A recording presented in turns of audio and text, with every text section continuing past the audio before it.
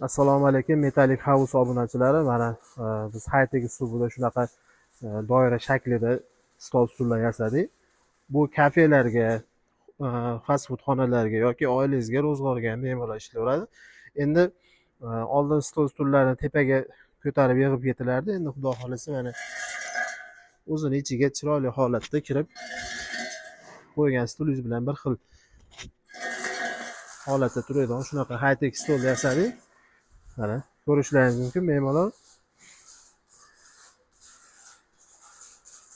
Buni yana ishlatib bo'lganingizdan keyin ichiga yana shunday surib qo'yaverasiz.